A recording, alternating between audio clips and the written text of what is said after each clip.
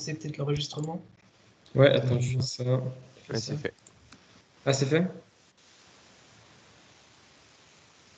Nickel. Bon, bah, bonjour à tous. Oui, vous avez... Bah non, vous avez... Attends, si là, ça démarre l'enregistrement? Oui, ok. Oui, ça fait 10 minutes qu'il tourne, ok. Non, c'est Non. le...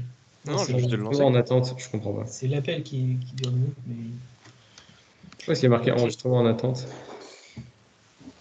je sais pas. Non, non, moi ça met bien que l'enregistrement est en cours, il n'y a pas de problème. Ouais, Ah ouais? ouais. Ok. Ok, bon, bah, Ça tant doit mieux. être good. Bon, du coup, bienvenue à la formation sur les ESC. Du coup, Alexis, je te laisse commencer. Ouais, du coup, pour introduire sur les ESC, on va définir ce que c'est et de quoi il est composé. Du coup, tout d'abord, le ESC, c'est un Electronic Speed Controller, donc un acronyme en anglais, le contrôleur de vitesse électronique.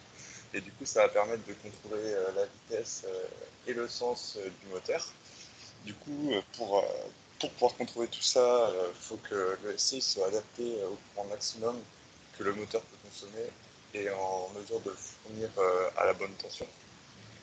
Donc, comme vous pouvez constater sur le schéma, il y a différents fils de chaque côté de l'ESC.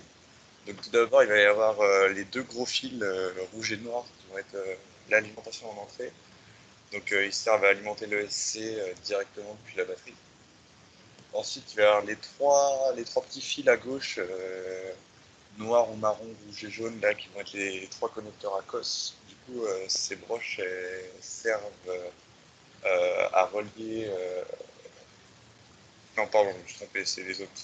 Ça permet... les trois autres fils à droite, ce sont les trois broches qui sont reliées au moteur.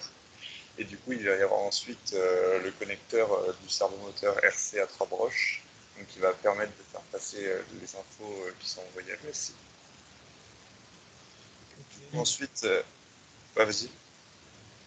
Vas-y, là. Tu voulais rajouter un truc ou c'est bon? Non, c'est bon. Ok. Du coup, ensuite, on va rappeler ce que c'est des moteurs brushless, donc en français sans balai. Donc, il va y avoir la commutation des enroulements qui est faite et de manière électronique par rapport aux autres moteurs par un système appelé donc, le contrôleur. Ce système, il va transformer donc, le courant non, il va transformer le courant continu en courant triphasé et qui va alimenter successivement donc, les bobines qu'on peut voir au centre du moteur pour donc créer un champ électrique tournant et donc entraînant la rotation du moteur. Donc ce principe d'alimentation, il va être impératif. Pour ce système d'alimentation, il faut que les bobines soient fixes dans le moteur. Donc les moteurs brushless, ils vont tous avoir la même architecture de construction. Donc il va y avoir d'abord au centre un stator fixe qui va porter les bobines. Et donc à l'extérieur, il va y avoir un rotor qui va être mobile sur lequel il va y avoir les aimants qui vont être collés. Donc le bobinage qu'on peut voir au centre peut être fait de plusieurs manières, donc en étoile, en triangle ou autre type de configuration. Mais il y aura toujours 3 fils à la sortie du moteur. Donc ensuite, en fonction du sens du courant envoyé dans la bobine, il va y avoir un changement du sens du champ magnétique qui va être émis par la bobine. Et on peut aussi venir pousser les aimants ou l'attirer en fonction du champ magnétique. Et donc ainsi faire tourner le moteur, ça va être un système de répulsion et attraction. Et donc maintenant, comment ça marche un peu? On va rentrer un peu plus dans les détails. Donc un EC, il est contrôlé par un signal PWM, on reviendra dessus plus en détail tout à l'heure. Et donc il est composé en gros principalement d'un microcontrôleur sur lequel on vient flasher un firmware et des transistors. Et en gros, ces transistors, ils vont venir commuter pour justement alimenter les trois différentes phases que vous voyez là. Et le but, ça va être de faire commuter les transistors au bon moment pour appliquer le bon champ magnétique au bon moment pour que justement on vienne faire tourner le moteur.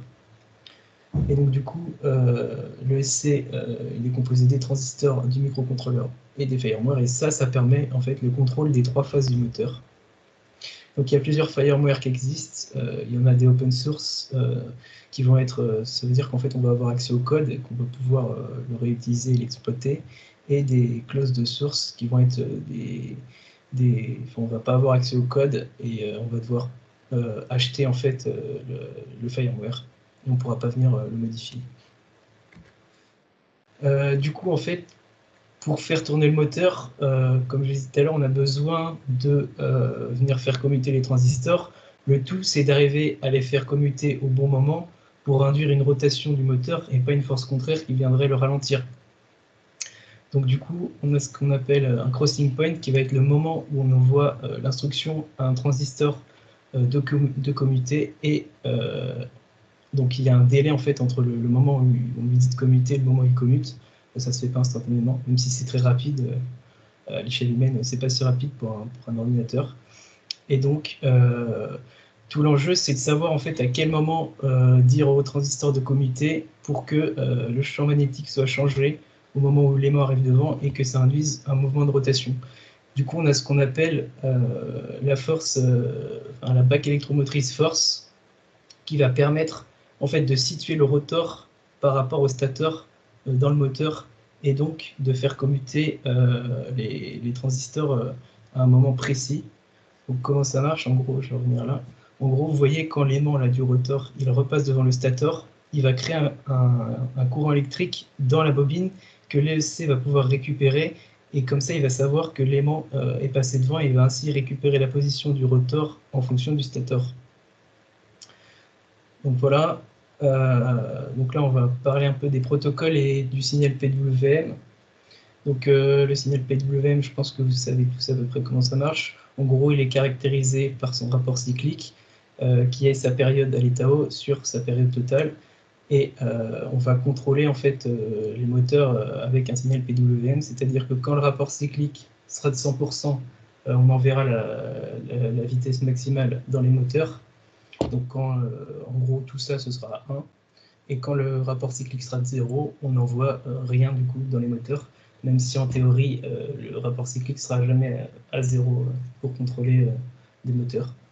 Donc là, c'est un peu un signal PWM classique.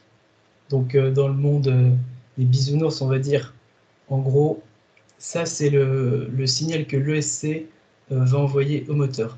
Donc ça, vous voyez le trait noir là, c'est le moment où l'ESC va envoyer la commande au moteur. Et le PID loop, c'est ce qui va permettre en fait de calculer les commandes moteurs en fonction, enfin, il va récupérer il va faire un pourcentage d'erreur, etc. et calculer en fait des commandes moteurs qui vont pouvoir être envoyées par l'ESC.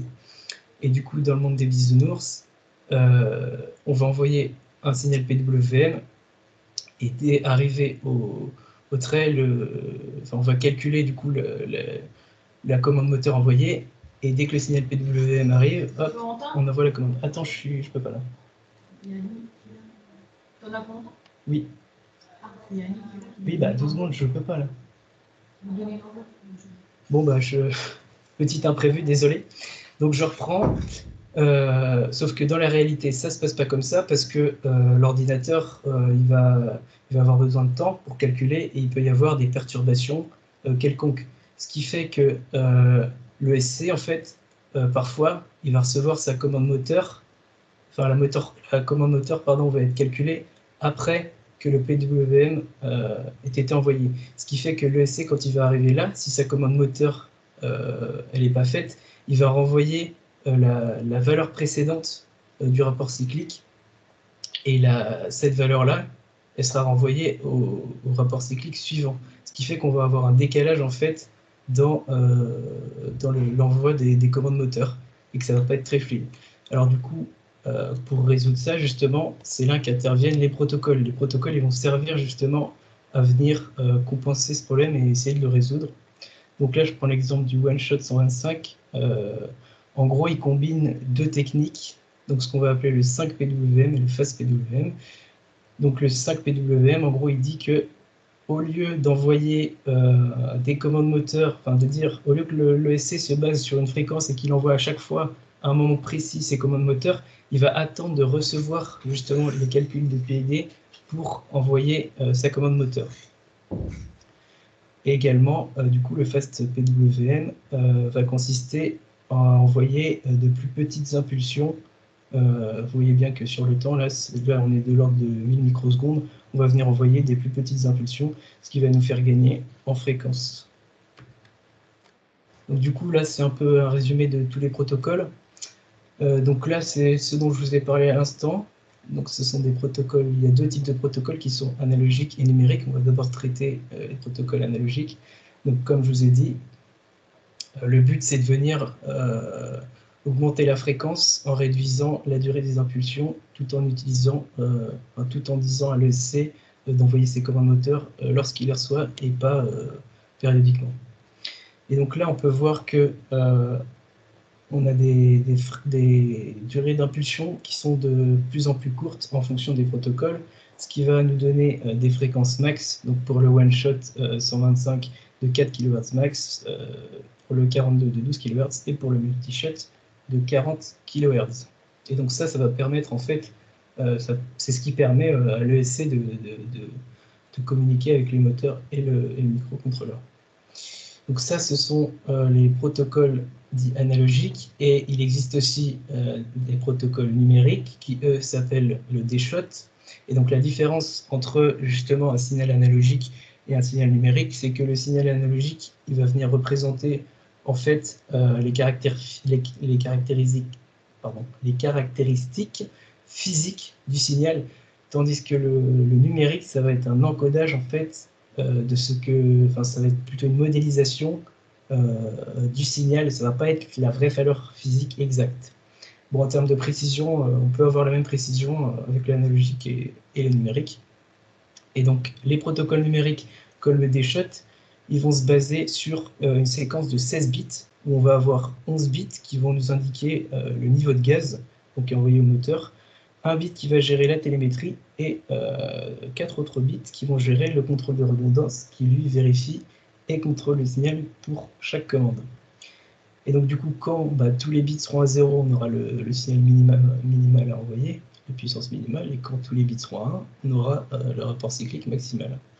Et donc du coup, on vient également avec ce type de protocole réduire la durée du rapport cyclique. Donc là, on voit qu'on est de l'ordre de 104 microsecondes, ici 52, 26 et 13 microsecondes. Il y a aussi un autre protocole qui existe, qui est le ProShot. C'est aussi un protocole analogique, mais lui, en fait, plutôt que... il va venir coder ça en hexadécimal. Mais il n'est pas très développé, donc je ne vais pas trop m'attarder dessus. Donc là, vas-y, Alexis. Pardon. Du coup, on peut constater plusieurs différences entre, par exemple, le D-Shot et le multi-shot. Déjà, tout d'abord, le D-Shot il va avoir une fréquence beaucoup plus élevée par rapport au multi-shot, enfin uniquement pour le D-Shot 1200. Du coup, pour le D-Shot, il ne va pas y avoir de synchronisation des ESC. Il va être beaucoup plus rapide pour le D-Shot 1200, mais il va être peu fiable, contrairement au multi-shot du coup qui va demander beaucoup moins de ressources énergétiques. Et il va avoir un matériel plus adapté. Du coup, il va être un peu plus utilisé pour des drones, lors de la création des drones, quand on veut créer un drone avec une durée assez longue, contrairement à l'utilisation des shots. Et après, pour le ProShot, il va être beaucoup moins compatible parce qu'il va être peu développé et peu utilisé. Il va y avoir aussi un risque de bruit électronique et par contre, il va avoir les mêmes fonctionnalités que le D-Shot. Et par contre aussi, il va être, comme le multi-shot, moins gourmand en ressources que le D-Shot. Et en gros, on peut un peu comparer ça à du 30 contre 60 fps, quoi. Ça va permettre de fluidifier en fait la réactivité de votre drone, quoi. Et donc on dit que le ProShot a un risque de bruit électronique parce que c'est aussi, en fin de compte, un signal analogique. Et un signal analogique, il y a plus de chances qu'il y ait du bruit, alors que sur un signal numérique, il n'y en aura pas. Donc là, quelques configurations du firmware de l'ESC. Donc on peut venir en fait modifier des paramètres qui vont pouvoir jouer sur le comportement de votre drone. Donc on va pouvoir venir ajuster comme ça des petites choses. Donc là, quelques paramètres que j'ai détaillés ici. Donc le moteur timing, ça va être le décalage du crossing point que je vous ai montré tout à l'heure. En gros, on va pouvoir avancer ou reculer le moment où on va dire au transistor commuter pour avoir justement, pour éviter le déphasage et avoir plus de fluidité. Le DMAC compensation, ça va être basé sur les erreurs de mesure de la back électromotrice force, le truc qui récupère la position du rotor par rapport au stator, parce qu'il peut effectivement y avoir des erreurs de mesure là-dessus. Et du coup, il va couper le courant à un certain moment pour éviter de recevoir justement des mauvaises mesures. Et donc ça, on peut régler aussi, on peut ajuster ça dans BLE 8. Le max accélération, ça va être en fait le taux de changement de puissance qu'on va envoyer au moteur par milliseconde. On va pouvoir régler ça aussi dans les paramètres, c'est-à-dire que quand vous allez mettre votre gâchette à fond, on va pouvoir limiter l'augmentation de puissance des moteurs. Et le break and stop, ça permet de freiner les moteurs tout simplement lorsqu'on désarme le drone. Le PWM frequency, ça se rapproche de ce qu'on a vu avec les protocoles. En gros, ça va permettre justement, je pense, d'être dans la plage. Ça doit permettre d'être dans la plage, comme je vous ai montré tout à l'heure, des protocoles. Enfin, ils ont des durées d'impulsion entre 5 et 25 microsecondes. Je pense qu'on doit pouvoir justement régler cette fréquence avec le PWM frequency. Et donc, ça permet d'augmenter la fluidité, mais du coup, ça va plus solliciter les transistors parce que forcément, vos transistors ils vont commuter plus rapidement et plus souvent. Donc, il faut qu'ils soient forcément adaptés, donc ils peuvent partir en fumée, quoi.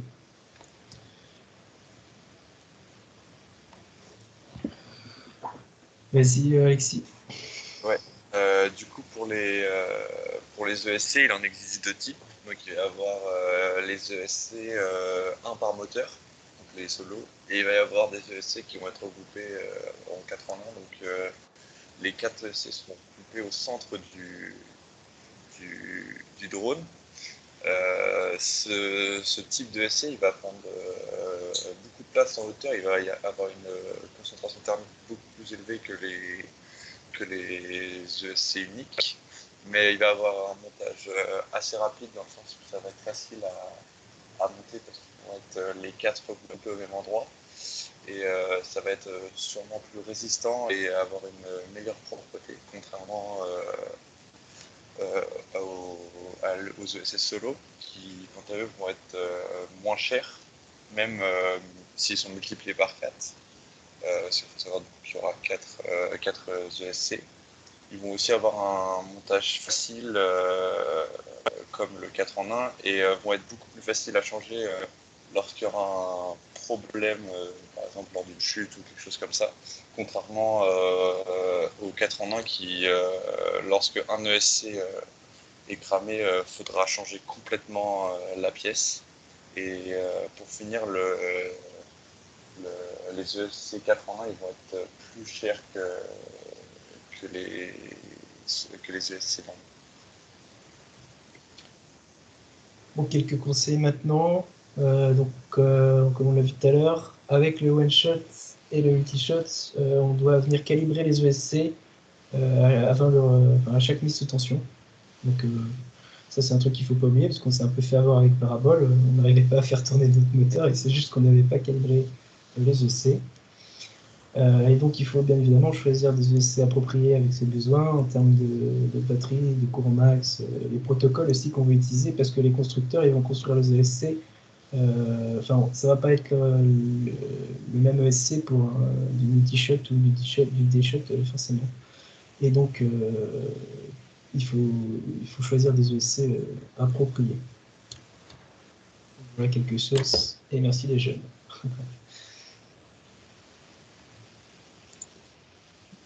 Ben nickel, merci beaucoup. Je ne sais pas si vous avez des questions, je ne sais pas si c'était très clair, j'espère. Je vous avoue que j'ai pas non plus sur les protocoles, tout ça, j'ai aucune expérience dessus. Donc j'ai essayé de vous présenter ça comme ça, mais Moi, j'ai juste une petite question. Est-ce que tu peux choisir le protocole sur Beleli? Je pense. Alors, le Je- choix du protocole se fait sur Betaflight. Ok, d'accord. Oui, parce que oui, Oui, et forcément, puis, c'est le d'accord. microcontrôleur qui Et envoie. puis après, tu viens justement ajuster ce protocole avec BLE, je pense. Ok. En fait, Nickel. BLLI te permet de configurer vraiment les paramètres internes à la régulation et de l'ESC. Tout ce qui est génération des signaux, c'est fait par l'AFC en fait. Ok, d'accord. Bah, nickel. Ça va, on n'a pas dit d'aberration, Clément? Non, non, non. Bah, le DShot 1200, c'est plus utilisé, enfin c'est peu utilisé, hein. Parce Ouais, qu'en fait, c'est un protocole qui a été fait limite pour montrer qui avait la plus grosse, quoi. Parce que monter à des fréquences pareilles, ça sert à rien. oui, parce que Aujourd'hui, Betaflight ne gère même plus ce protocole-là. C'est-à-dire que tu peux même pas l'utiliser. Alors avec les autres logiciels, je sais pas. En tout cas, sur Betaflight, tu peux plus l'utiliser. Ok. Et il y avait aussi le bidirectional DShot. Est-ce que vous savez ce Ah. que c'est? Non, ça je sais pas. En fait, c'est comme le DShot, mais en fait, t'as un retour d'info de l'ESC vers l'AFC, notamment pour tout ce qui est RPM filter. Parce qu'en fait, dans la régulation de Betaflight est pris en compte, enfin, il est possible de prendre en compte finalement bah, le nombre de tours par minute du moteur pour effectuer un filtrage différent entre Ok. si ton moteur il tourne tout doucement ou s'il est à fond, quoi. Mhm. Ok, d'accord. Je sais pas. Il y a ma mère qui est rentrée aussi en plein milieu, forcément. C'est pas très grave. T'inquiète. Les imprévus du direct. En plus, elle insistait, quoi. Genre, t'as vraiment pas le temps, là? Tout ça, parce qu'il y a la voisine qui est là, je vais la voir après. T'inquiète, c'était nickel. On peut quand même les applaudir, hein. Bravo Ouais, à vous. bravo les jeunes. Ouais, bravo, bravo. Ouais, ouais, ouais. Non, c'était top.